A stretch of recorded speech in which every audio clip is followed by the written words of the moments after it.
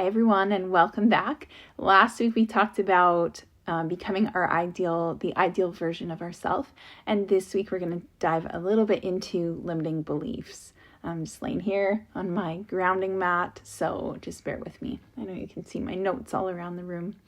So we're going to talk about limiting beliefs, what they are, where they come from, how we reframe them, and why it's important to do this work. So our limiting beliefs are our unconscious thoughts that we hold as our truth. They're things like, I'm not disciplined enough, I could never achieve that, this is the most amount of money I'll make, I'm this type of person, this is the type of relationship I attract. But the fact is, they're not truths, they're just stories that we've told ourselves based on our experiences, maybe our traumas, or things that have been passed down to us from generations. So our limiting beliefs do show up in all areas of our life. When it comes to our health and fitness, they might show up as, this is all I've ever been able to achieve. I've never been less than this. And I'm actually going to tell you a little story about that in a second. But when it comes to relationships, limiting beliefs show up as, this is the type of person I deserve, or I don't deserve a relationship like that, or I don't know how to get a relationship like that. In finances and success, limiting beliefs, this one's so fascinating to me, show up as people with money are greedy, or I'm not worthy of abundance. And when it comes to our identity, limiting beliefs show up as this is who I am, this is how I've always been. So here's a little story of a beautiful and amazing friend of mine who I've had the pleasure of spending just a fabulous amount of time with. So I remember having a conversation with this friend, and she was on a weight loss journey, and she had been on a weight loss journey for a really long time, like as long as I had known her.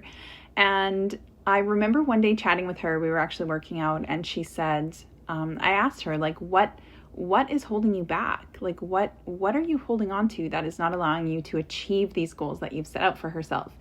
Actually, how it came up was I asked her what her goals for the next year were, and she told me, and I said, well, that's what you told me last year. So what are you going to do different this year? And she said, Marie, I don't know, because as long as I can remember, I've been over 200 pounds. And when I lose 10 pounds, I always regain it. I've never been under that weight. So what happened with her is she left our conversation, and when I saw her the next day, she said, like, I just want to clear this out here. I felt so offended when you asked me what I was going to do different, or how I was going to show up differently to actually achieve what I had set out to. But it was such awesome shadow work for her to do, because she did the work around what was holding her back, and the thing holding her back from ever achieving. So she would lose 10 pounds, and then she would subconsciously self-sabotage to bring her back to this place of comfort, the place that she viewed herself, the place that she had always been. So it allowed her to do some work to rewrite the story she had about herself, about how she was worthy of that, and the things that she was going to do to achieve her weight loss goal. And she did achieve it, and it's just been so beautiful to watch. So how do we start to change limiting beliefs? Well, first of all, we need to be aware of them. So we need to create awareness around the beliefs that we have. We need to challenge them and say things like, why do I believe that? Or, challenge, this is great journal work to do. Is this true? Someone told me once, every limiting belief you have, you should say, or every time you say, this is the truth, you should ask, would this hold up in a court of law? And I love that so much. But just challenging the beliefs that we have around, our body goals, our fitness goals, our relationships, especially our finances, and our own self-identity, right? Why do we believe the things we believe? And then reframing them. And the beautiful part about this work is it's not about positive thinking, but it's about challenging the beliefs that we hold true. And honestly, I've realized how many of my beliefs have come from generations. Okay, so why do this work, right? It seems like it pulls up a lot, maybe stirs the pot a little bit. The thing is our limiting beliefs quietly dictate our habits, our choices, and ultimately the outcomes that we achieve in every area of life.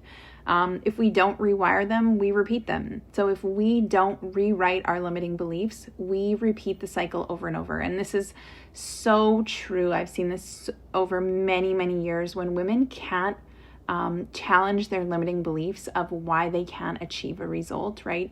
One really common one is like, this is the best it's going to be for me. I have children now and my body will never look like it looked in my 20s. Another one I've heard over and over is, I'm 40 now, so the best, my best years are behind me and it's all downhill from here. We need to rewrite that. So when we shift our beliefs, we shift our identities, which is so much of the good work we need to do.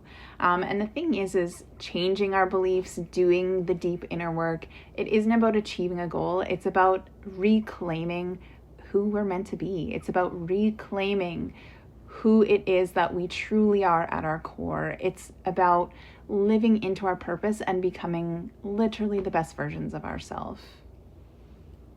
Hey, buddy. So for my beautiful girls in the Elevate program right now, you will receive an email. You should have already received an email with prompts to do this work. And this work for you is meant to build on last week. So last week where we did vision casting and creating an ideal version of ourselves, or, writing down who our dream woman, who we are, who we want to become. This work is going to really, really help with that. I'm so excited for you guys. I can't wait to hear how this goes for you and to get your feedback on it.